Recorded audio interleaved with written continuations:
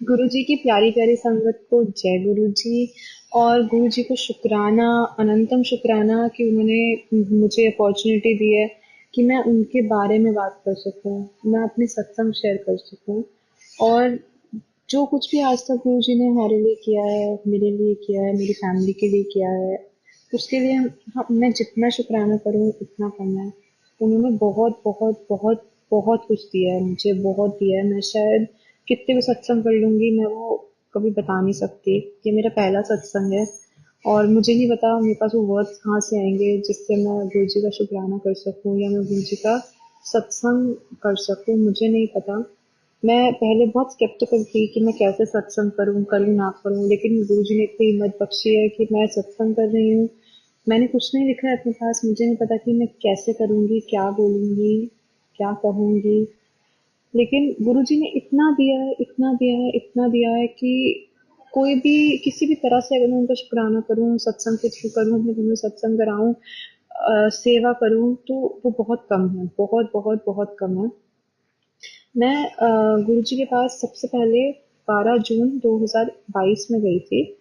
जो मैं एक्चुअल में दिल से उनके पास गई थी, मैं 12 जून को गई थी। उससे पहले ऑन एंड ऑफ मैं बहुत बार उनके पास जा चुकी हूँ, वो बड़े मंदिर जा चुकी हूँ। लेकिन वो ऐसे गई थी कि हमने बहुत नाम सुना था कि गुरुजी का मंदिर है, बहुत सुंदर है, तो ऐसे जाके मैं अपनी फैमिली के साथ, अपने फ्रेंड्स के साथ 2 3 4 बार होकर आई थी, बट मुझे ऐसे कभी जुड़ाव लगा नहीं। जैसे हम लोग हर कोई मंदिर जाता है, मत्था टेक के आ जाता है, तो मैं मंदिर पहले गई और मत्था टेक के आ गई। लेकिन अभी जब मैं 12 जून को गुरुजी के यहाँ गई थी, तो मैं बहुत परेशान थी, बहुत बहुत बहुत ज़्यादा परेशान थी। मैं शायद अपनी लाइफ के लोएस्ट फेज में चल रही थी। बहुत ज़्यादा पर्सनल प्रॉब्लम्स थी लाइफ में, बहुत ज़्यादा प्रॉब्लम्स थी। जब ऐसा होता है ना कि आपकी लाइफ में सब खत्म हो जाता है और आपको कोई नहीं दिखता, आपको कुछ समझ नहीं आता कि अब आप क्या करोगे, कैसे करोगे, क्या होगा आपके साथ। और कोई नहीं होता आपका हाथ पकड़ने के लिए, आपको ये भी कहने के लिए कि कुछ नहीं होगा, सब ठीक हो जाएगा। तब गुरुजी आते हैं आपके पास और वो ऐसे थाम लेते हैं आपको कि आप सोच भी नहीं सकते कि चीजें इतनी आराम से निकल जाएंगी, कि इतनी प्रॉब्लम तो मेरे साथ थी ही नहीं जितना मैं सोच रही थी।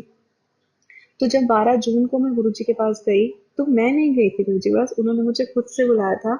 और वो ऐसे हुआ था कि मैं बहुत परेशान थी, तो मैंने ऐसी अपनी फ्रेंड को बोला था कि वो बहुत मानती है गुरुजी को, वो एवरी वीक जाती है, तो मैंने उसको बोला कि चल मैं तेरे साथ बड़े मंदिर चलूंगी। तो उसने बोला ठीक है, बट उस दिन बहुत गर्मी थी, बहुत धूप थी। तो मैं दिन तक भी यही सोच रही थी कि रहने दूंगी, उसको मना कर दूंगी, कोई बहाना मार दूंगी कि मैं नहीं जा रही। बट पता नहीं क्या हुआ, मैं उसके साथ चली गई 12 जून को। हम लोग 3 साढ़े 3 बजे से घर से निकले थे, बहुत ही गर्मी थी, मैं जैसे तैसे निकल गई। पूरे रास्ते में मुझे गुरु जी के बारे में बातें बता रही थी, उनके अलग अलग सत्संग सुना रही थी। उसने बहुत कोशिश करी कि मेरा ध्यान यहीं लगा रहे गुरु जी में। तो जब हम गुरुजी पहुंचने वाले थे, तो अभी हम लोग ऑटो में थे, मेट्रो से उतर के हम लोग ऑटो में गए थे। तो उसने मुझे बताया कि जैसे गुरुजी ना अपनी प्रेजेंस फील कराते हैं, ऐसे कि लोगों को उनकी खुशबू आती है। और किस जो लोग साईं बाबा जी को मानते हैं, उनको मतलब जिस भी भगवान को मानते हैं, तो उनको गुरुजी में वो भगवान दिखने लगते हैं। तो जैसे उसने बोला कि खुशबू आती है, तो मैंने उस टाइम स्मेल करने की कोशिश करी कि शायद मुझे भी खुशबू आ जाए। फिर उसने बोला कि ऐसे भगवान दिखते हैं गुरुजी में, मैंने कोशिश करी, मुझे नहीं दिखा। मतलब मैं कहीं ना कहीं से ये देखना चाह रही थी कि उन्होंने मुझे बुलाया है, मतलब कि कोई मेरा हाथ थामने के लिए मुझे बुला रहा है, मैं ये फील करना चाह रही थी। बहुत दिल से गई थी मैं उस दिन उनके पास, क्योंकि उसने मुझे बहुत कुछ बताया था उनके बारे में और मैं बहुत टूटी हुई थी जब मैं उनके पास गई। तो जब मैं मंदिर गई, अंदर जाते ही एक तो मेरा दिल इतना भारी हो गया था कि मैं कभी किसी भी मंदिर जाके ऐसी नहीं होती जैसे मैं गुरु जी के मंदिर जाके हुई थी। जब मैं बड़े मंदिर गई तो मैं बहुत परेशान थी और मैं गुरु जी से यही बोल रही थी कि गुरु जी, मैं इतनी परेशान आई हूँ, मेरा दिल इतना भारी है, मैं इतनी परेशान चल रही हूँ, मेरे को कुछ नहीं चाहिए, मैं बस ये सारी परेशानियां यहाँ छोड़कर मैं आपको साथ लेके जाना चाहती हूँ, बस मुझे और कुछ नहीं चाहिए, मेरे को बस ये परेशानियां नहीं चाहिए। तो उसके बाद क्या हुआ कि हम लोग बस मंदिर से बाहर निकले, तो तब अभी जो था तब थाली पैक होके मिलती थी, लंगर प्रसाद की जो थाली होती है। मैंने पिछले 4 से 5 दिन कुछ नहीं खाया था, ना सोई थी ना खाया था, बहुत परेशान थी, तो बिल्कुल किसी भी चीज़ की इच्छा नहीं थी, कुछ खाया पिया नहीं था। तो मैं जैसे ही बाहर निकली, तो मेरे को एकदम से लगा कि मुझे बहुत तेज भूख लगी है। मेरे को शायद 5 दिन में ऐसा कभी नहीं लगा कि मुझे भूख लग रही है। मैं जितनी बार मैंने कुछ थोड़ा बहुत खाया होगा वो इसलिए कि क्योंकि बस खाना है, जिंदगी चलाने के लिए थोड़ा तो खाना ही पड़ेगा, कि बस अपना शरीर चलाने के लिए जितना खाना था वो थोड़ा बहुत खा लिया था। तो जब मैं मंदिर से बाहर निकली तो मेरे को बहुत भूख लगी, बहुत भूख लगी कि मेरी फ्रेंड को भी ये पता था कि मैं इतने दिनों से इतनी परेशान हूँ, मैंने ढंग से कुछ नहीं खाया और मेरा चेहरा एकदम चमक गया था क्योंकि मैं बिल्कुल टेंशन मुक्त हो गई थी।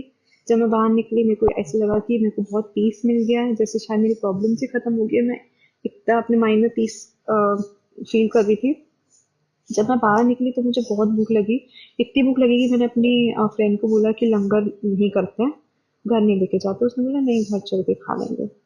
तो सबसे पहले तो यही चीज़ थी जिस चीज़ ने मुझे गुरुजी की तरफ इतना अट्रैक्ट कर दिया कि मेरे को ऐसा लगा कि मैं यहाँ तो आऊंगी ही आऊंगी, जबकि मेरी प्रॉब्लम्स एज इट इज थी, कि मेरी प्रॉब्लम्स बड़ी कम नहीं हुई, गुरुजी का साथ पूरा था, लेकिन प्रॉब्लम्स तो आई। लेकिन फिर उसके बाद क्या हुआ, जब हम वहां से जा रहे थे तो मेरे हाथ पे स्क्रिबल पेन था, किसी ने स्क्रिबल करा हो जैसे पेन, कि जैसे बच्चे कॉपी में स्क्रिबल कर देते हैं, गुच्चर मुच्चर कर देते हैं ऐसे। तो मेरी फ्रेंड ने बोला ये क्या हुआ, मैंने बोला मुझे तो पता नहीं, और उस दिन मेरा ऑफिस का ऑफ था, मैं पेन से तो मेरा वैसे भी कोई काम नहीं होता। तो हम लोग रास्ते में घर आई, घर आके थोड़ा लंगर प्रसाद कर लिया था, थोड़ा मैं घर ले आई थी। तो जो हमने लंगर प्रसाद जब मैं कर रही थी तो मेरी मम्मा ने मेरे से पूछा कि आपके हाथ पे क्या हुआ है। तो मैंने बोला पता नहीं। तो मम्मा ने बोला कि ये तो लग रहा है किसी बच्चे ने स्क्रिबल कर दिया। मैंने बोला मुझे नहीं पता, मैं तो ऑफिस भी नहीं गई आज, मैं तो सीधा मंदिर गई थी। तो मम्मा को मैंने पता नहीं क्या आया, मम्मा ने फोटो क्लिक करी स्क्रिबल की। तो उस स्क्रिबलिंग में बीच पे हमें गुरु जी के दर्शन हुए। एक गुरु जी का स्वरूप है जिसमें उन्होंने अपने चीक्स पे हाथ रखा हुआ है। वो स्वरूप एज इट इज 3D में उस स्क्रिबल के बीच में गुरु जी का फेस बना हुआ था। जय गुरु जी। वो फर्स्ट एनकाउंटर था मेरा। गुरु जी लाइव मेरे साथ आ गए थे, क्योंकि मैंने गुरु जी को बोला था कि गुरु जी आप मेरे साथ चलो, तो गुरु जी एक्चुअल में मेरे साथ आए थे। जय गुरु जी।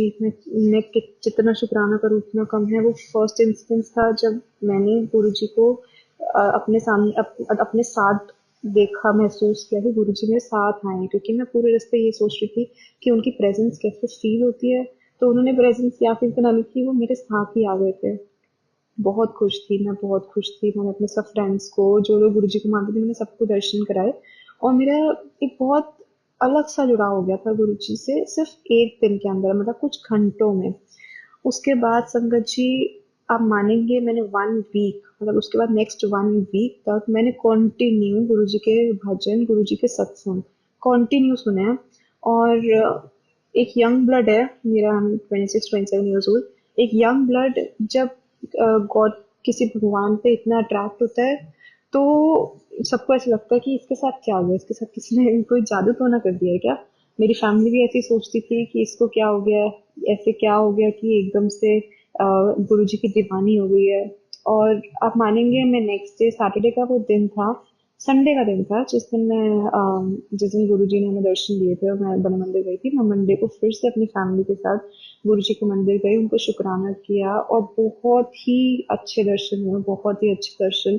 ऑलमोस्ट 10 to 12 मिनट्स मैं दरबार में खड़ी हुई थी। और आपको पता है कि इतनी संगत होती है कि आप बस चलते रहते हैं वहां से, एक एक दो दो मिनट में आपको बाहर कर देते हैं, लेकिन उस टाइम मंदिर बिल्कुल खाली था, बिकॉज वहाँ पे भीड़ बहुत थी। आप कहिए कि गुरुजी चाहते थे कि मैं उनके साथ थोड़ा टाइम स्पेंड कर लूँ, कि मैं उनको अच्छे से शुक्राना कर दूँ।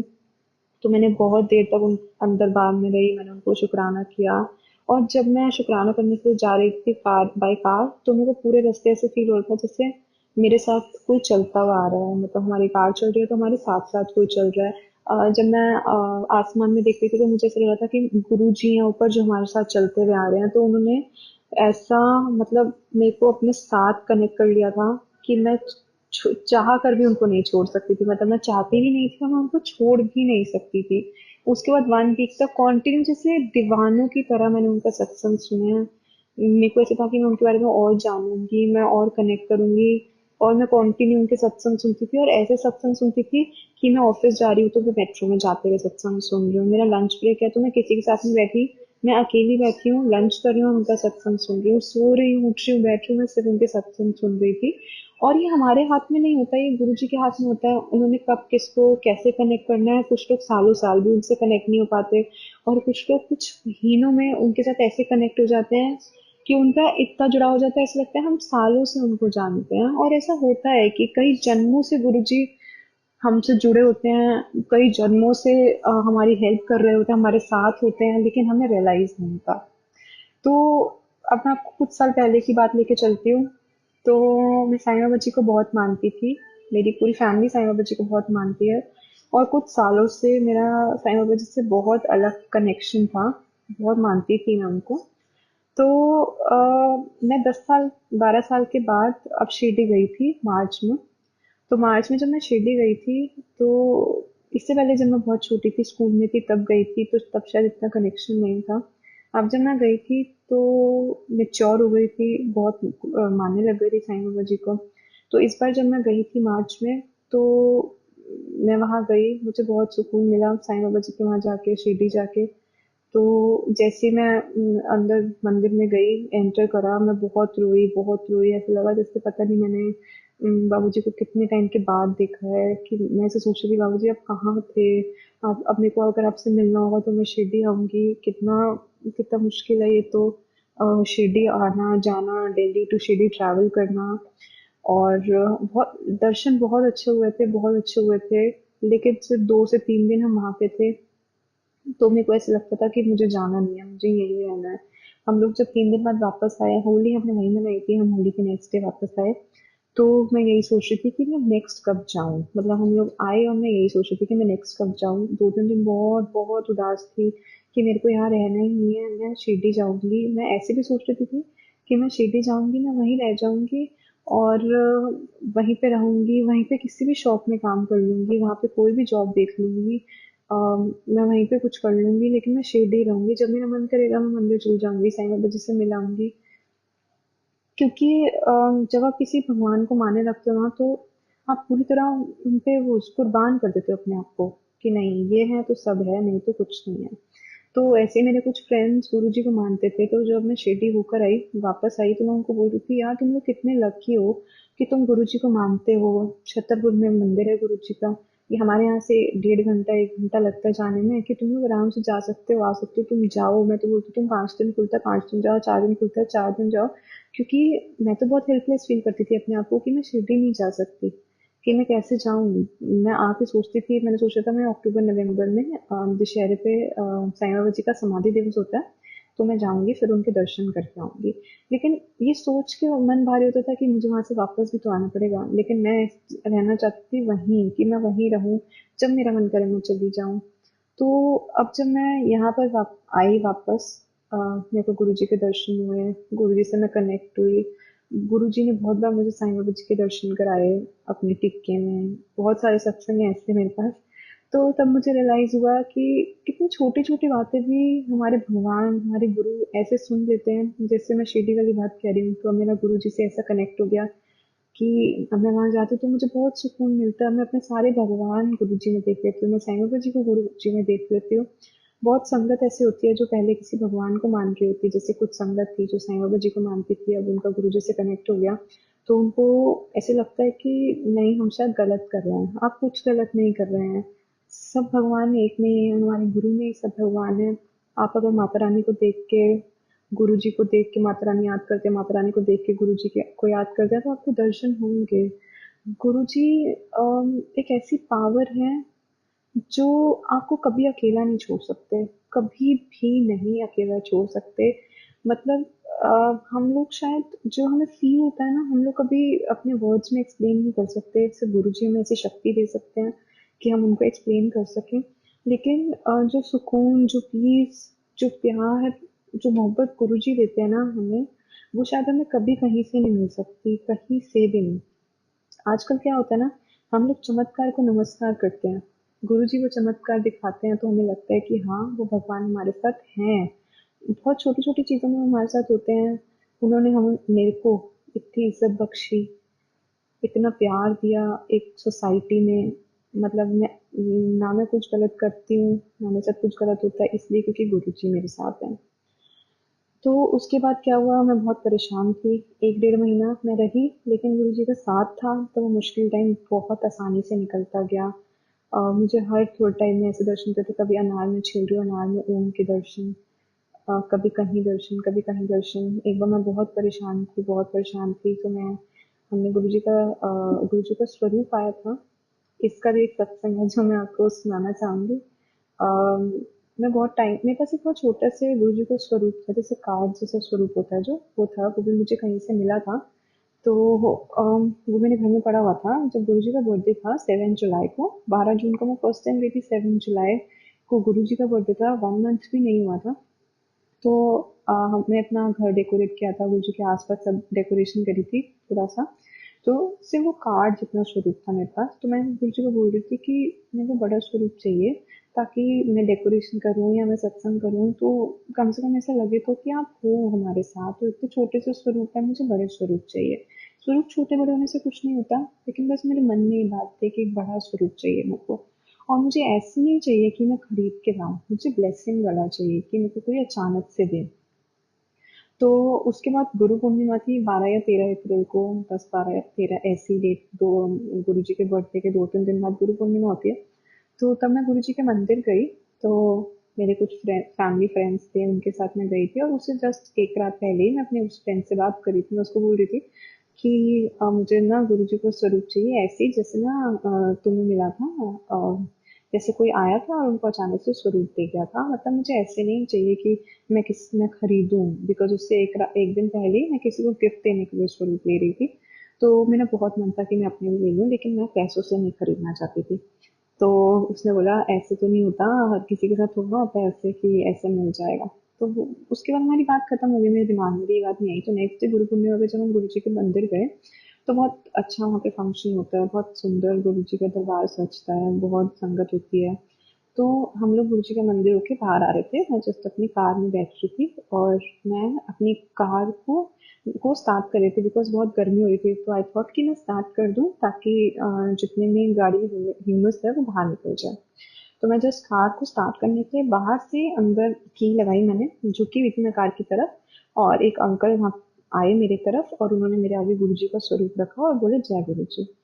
तो मैंने से गुरु जी का स्वरूप पकड़ा, और मैं बहुत रोने लगी, बहुत रोने लगी। ऐसे लगा जैसे गुरु जी मेरी, इतनी छोटी सी बात गुरु जी ने मेरी सुन ली और गुरु जी आ गए।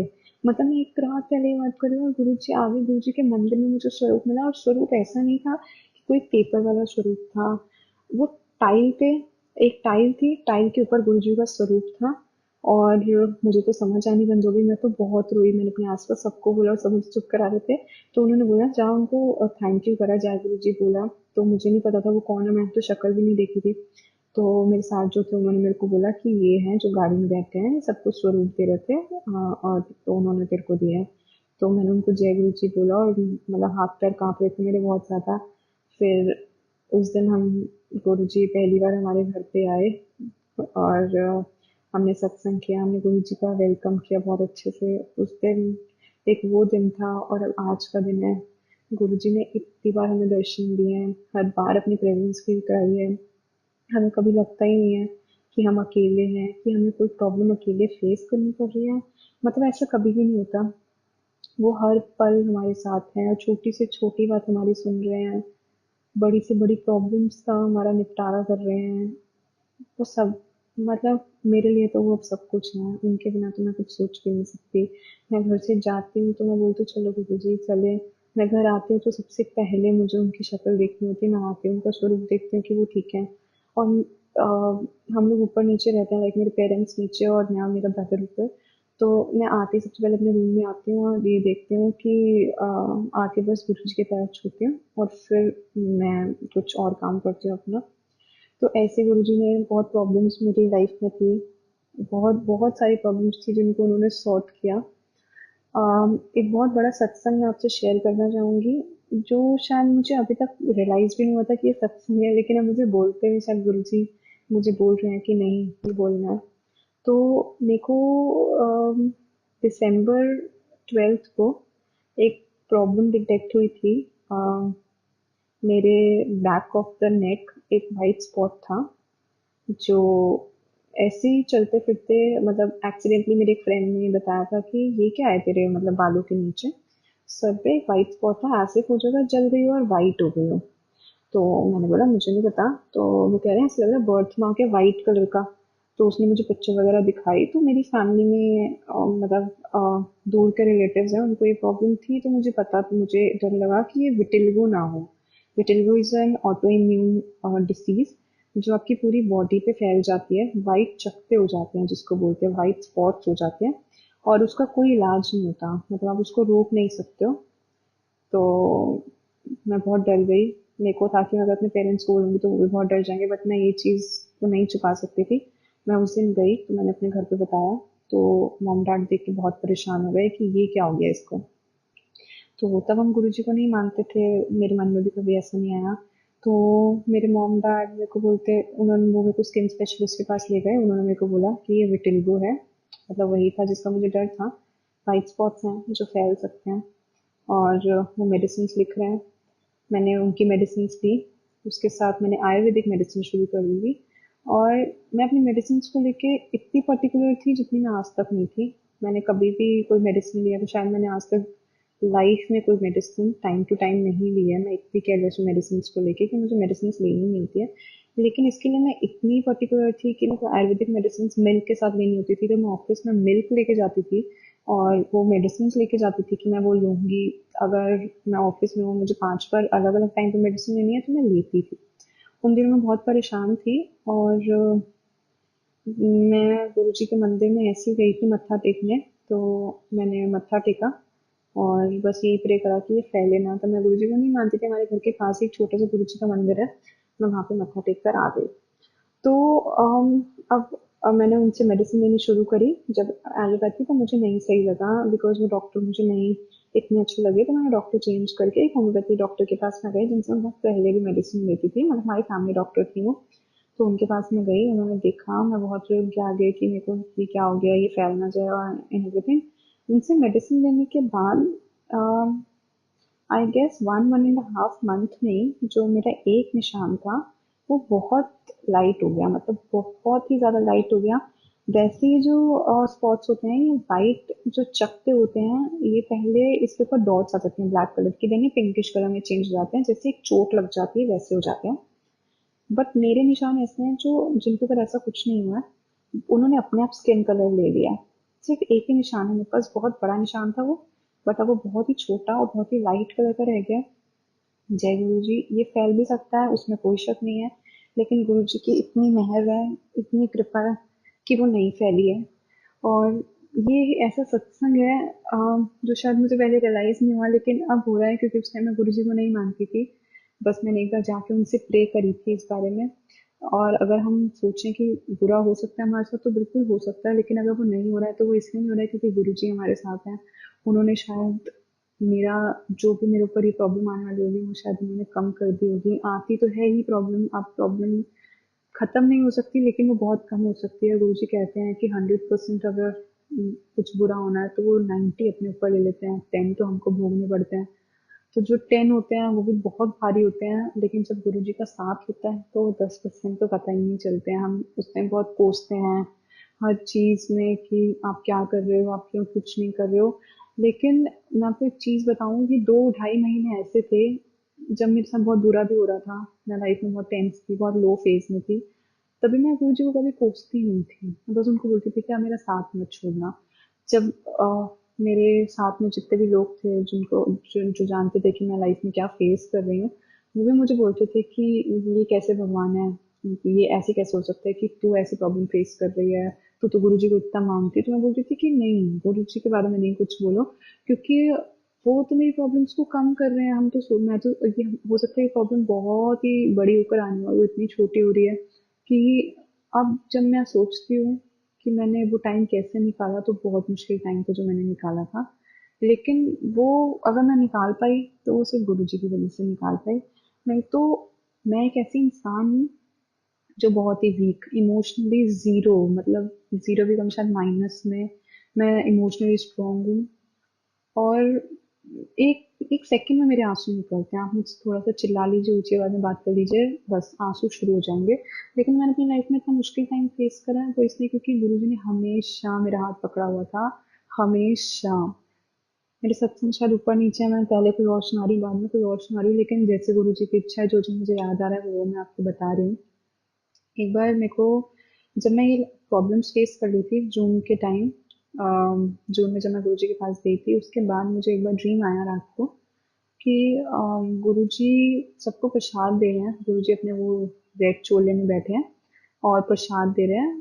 नहीं सॉरी, गुरुजी चोले में नहीं थे, कुर्ता पजामा टाइप उन्होंने कुछ पहना था और वो सबको प्रसाद दे रहे हैं। मैं बस दूर से देख रही थी, लेकिन मैं ये देख रही थी कि उन्होंने हलवा प्रसाद जैसे उठाते हैं, जो कड़ा प्रसाद होता है, वो अपने हाथ से इतना, उनका हाथ इतना बड़ा था और वो इतना सारा अपने हाथ से कड़ा प्रसाद उठा के दे रहे थे, और लोग जो ले रहे थे, मैं सिर्फ दूर से देख रही थी, मैंने प्रसाद नहीं लिया था। तो वो दो हाथों में भी नहीं कैरी कर पा रहे थे उसको। अब जिन लोगों, जो लोग गुरुजी को बहुत टाइम से जानते हैं, इतने सत्संग सुन के उनको पता है कि गुरुजी ऐसे ही प्रसाद देते थे। लेकिन तब मैंने गुरुजी को नया नया जानना शुरू किया था, मुझे ये सब बातें नहीं पता थी, और मुझे नहीं पता कि मुझे ड्रीम कैसे आया था। ये तो ऑब्वियसली गुरुजी ने मुझे दर्शन दिए थे, उन्होंने मुझे दिखाया था कि वो सबको प्रसाद दे रहे हैं, मतलब मेरे को साक्षात दर्शन हुए थे। जय गुरु जी, उन्होंने मुझे साक्षात दर्शन दिए थे। तो ये मेरे को फर्स्ट ड्रीम दर्शन दिए थे गुरु जी ने। उसके बाद बहुत बार ऐसे होता था कि मैं बहुत परेशान होती थी और मेरी हल्की सी आंख लग जाती, जैसे मैं परेशान थी, सत्संग सुनते सुनते ही सोती थी, तब मुझे ऐसे नींद ही नहीं आती थी। तो मैं आईज क्लोज करती थी तो मुझे गुरुजी दिखते थे, कभी किसी चोले में, कभी वो बिल्कुल यंग जब थे तब ऐसे। अब रिसेंट जो मेरा सत्संग है मैं आपसे शेयर करना चाहती हूँ, वो ये है कि एक रात को मेरी शायद घर पे बहुत लड़ाई हो गई थी अपने पेरेंट्स से किसी बात पे। थोड़ी मैरिजेबल एज भी है, तो थोड़े अप्स एंड डाउन्स चल रहे हैं लाइफ में कि सब घर वाले लड़का ढूंढ रहे हैं, और मैं मिल कर आती हूँ तो मुझे पसंद नहीं आता, ऐसे वाला फेस चल रहा है थोड़ा सा। तो मैं थोड़ी सी परेशान थी, सोच रही गुरु जी अरेंज मैरिज कैसे करूंगी, कहाँ से ढूंढूंगी, और कैसे होगा। मेरे को अगर कोई लड़का पसंद नहीं आता तो आप पेरेंट्स को कितनी बार मना कर सकते हो कि मेरे को ये पसंद नहीं आ रहा। मैं ऐसे ही सोच रही थी। तो ऐसी किसी लड़के की बात चल रही थी और मेरी अपने घर पे लड़ाई हो गई इस बात पे कि मेरे को लड़का पसंद नहीं था, और वो लोग बोल रहे थे कि सही है एक बार मिलके देख लो, कुछ ऐसी बात चल रही थी, मुझे एग्जैक्ट बात तो याद नहीं है। तो मैं काफ़ी परेशान हो गई थी, मतलब एक बंदा फ्रस्ट्रेट हो जाता है ना कि क्या चल रहा है यार ये। तो मैं बहुत फ्रस्ट्रेट थी, मैं नीचे से मम्मी पापा से बात करके मतलब लड़के ऊपर आई, आई वाज क्राइंग, मतलब बहुत रो रही थी और ऐसे सिस्कियों वाले रो रही थी। मैंने कोई गुरुजी से बात नहीं करी, मैंने गुरुजी से कुछ डिस्कशन नहीं करी। मैं जैसे रात को मत्था टेकती थी, शिव पुराण पढ़ी थी थोड़ी सी, मैंने मत्था टेका और मैं सो गई। तो मुझे सुबह सुबह ड्रीम आता है कि गुरुजी, मेरे को जो स्वरूप मिला था, मैंने जो आपसे सत्संग शेयर किया, बड़े मंदिर से टाइल वाला स्वरूप था जो, उसमें वो लाल चोले में थे, वाइट चोला एंड लाल जो ऊपर दुपट्टा लेते थे, चुन्नी लेते थे, उसमें थे। तो उस स्वरूप में से गुरु जी निकल के आए, और मेरे साथ मेरी फ्रेंड थी मेरे घर पे। तो सपने में भी मेरी ऐसी अपने पेरेंट्स से लड़ाई हुई थी, सेम वही सिचुएशन थी, बस एक चेंज था कि मेरी कोई फ्रेंड आई हुई थी ड्रीम में। तो वो 2 मिनट बाहर गई होगी किचन में शायद पानी वानी लेने, क्योंकि मैं परेशान थी मेरे से। इतने में गुरुजी स्वरूप में से बाहर निकल कर आते हैं मेरे ड्रीम में। तो मैं उनको देखती हूँ तो मैं बहुत रोने लगती हूँ, मतलब वो मेरे खुशी के आंसू होते हैं। मैं बहुत रोती हूँ उनको देख के कि गुरुजी आप आ गए। तो गुरुजी आके मेरे को ना ऐसे हक कर लेते हैं और मेरे को बहुत चुप कराते हैं, जैसे कोई बड़ा आपको प्यार करता है ना और समझाता है और चुप कराता है, ऐसे गुरुजी आए, उन्होंने मेरे को ऐसे बैक रब करी मेरी, मेरे को बहुत प्यार किया, मेरे सर पे हाथ फेरा कि क्यों रो रही है, चुप हो जा, क्या चाहिए। उन्होंने मेरे को बोला तुझे क्या चाहिए, मेरे को बता तुझे क्या चाहिए। तो मैंने बोला कि मुझे कुछ नहीं चाहिए, मेरे को बस आपके चरण स्पर्श करना है। तो उन्होंने कुछ नहीं बोला, वो पीछे हो गए कि जैसे मुझे कह रहे हो कि ले मेरे चरण स्पर्श कर ले। तो मैंने उनके चरण स्पर्श करे और उन्होंने मेरे को उठाया और उन्होंने फिर से मुझे हक कर लिया और मुझे चुप कराते रहे कि कुछ नहीं होगा, चुप हो जा, इतना क्यों रोती है, कुछ नहीं होगा, मैं हूं ना। तो तू क्यों परेशान हो रही है। मैंने उनको उनसे शेयर किया कि गुरुजी क्या होगा वहाँ पे, मुझे तो बहुत डर लग रहा है, मम्मी पापा ऐसे कर रहे हैं ये वो। तो वो मुझे बोलते हैं कि कुछ नहीं होगा, मैं हूं ना तेरे साथ, कुछ नहीं होगा, तू रो मत बस। तो मैंने बोला अच्छा तो आप अभी जाना मत, प्लीज़ अभी मत जाना। तो उन्होंने मुझे बोला कि हाँ, मैं नहीं जा रहा। तो इतने में मेरी फ्रेंड जैसे ही रूम में एंटर होने लगती है तो गुरुजी वापस अपने स्वरूप में चले जाते हैं और मैं उठ जाती हूँ, मेरा सपना टूट जाता है। तो मैं उस दिन सुबह उठ के मतलब इतने खुशी के आंसू आए मुझे, मैं बहुत रोई। मेरे को ऐसे लगा कि मैं इतनी सी बातों पर परेशान थी, शायद ये कोई बात भी नहीं है, इतना तो हर कोई अपनी लाइफ में डिप्रेस हो ही जाता है, हम इंसान हैं, डे टू डे लाइफ में हर से 100 प्रॉब्लम्स होती हैं, हम लोग इतने परेशान हो जाते हैं। लेकिन गुरुजी अपने बच्चों को ऐसे रोता हुआ नहीं देख सकते, एक आंसू भी आए तो वो ऐसे भागे हुए आ जाते हैं। कोई बात नहीं थी, कुछ भी नहीं था, लेकिन वो ऐसे आ गए, उन्होंने मुझे ऐसे मेरे आप एज अ फादर बोलिए, एज अ ग्रैंड फादर बोलिए, एज अ फ्रेंड, एक ग्रुप की तरह मुझे चुप कराया। और आई एम सॉरी, मैं थोड़ी सी इमोशनल हो जाती हूँ, क्योंकि हम बहुत अहंकार तो नहीं कहूँगी, हमें कभी अहंकार नहीं आना चाहिए, लेकिन एक प्राउड फील होता है कि हम गुरुजी वाले हैं, कि हमारे पास गुरुजी हैं, तो हमें कुछ हो ही नहीं सकता। तो वो इतनी छोटी सी बात में मेरे को चुप कराने आ गए। उन्होंने ऐसे गले लगाया, मेरे को इतना प्यार करा, बहुत बहुत प्यार किया उन्होंने मेरे को। और मैं इतना दिल से, इतना सुकून था मेरे मेरे अंदर, मेरे को ऐसा लग रहा था कि पता नहीं मेरे को क्या मिल गया है। और बहुत बहुत बहुत उन्होंने कुछ मुझे दिया है, बहुत कुछ दिया है, मतलब मैं उनका वर्ड्स में थैंक यू नहीं कर सकती, उनका शुक्राना नहीं कर सकती। और जून 2022 के बाद, 12 जून के बाद ऑलमोस्ट एवरी वीक मैं गुरुजी के मंदिर जाती हूँ, मुझे एवरी वीक बुलाते हैं। शायद एक आधा वीक बीच में ऐसा रहा होगा जब वो उन्होंने नहीं बुलाया था, जब बापूजी एक्सपायर हुए थे। और उससे पहले 21 अगस्त की बात है, आई गेस थी 21 अगस्त, नहीं आई एम सॉरी, 21 अगस्त की नहीं बात है, जब की बात है, I don't remember the exam date. जब राखी थी, तो मैं पहले से अपने घर पे बोल रही थी कि मैं राखी बांधने तो गुरुजी को जाऊंगी, मेरे को जाना है गुरुजी के यहाँ पे, उनको राखी बांधने के लिए बड़े मंदिर जाऊंगी मैं। तो बाई चांस ऐसे हुआ कि उस दिन बापूजी एक्सपायर हुए, तो हम लोग गए थे वहाँ पर और मैंने बापूजी के दर्शन करे। तब भी, तब मैं बहुत, मतलब कहीं ना कहीं थोड़ी उदास थी।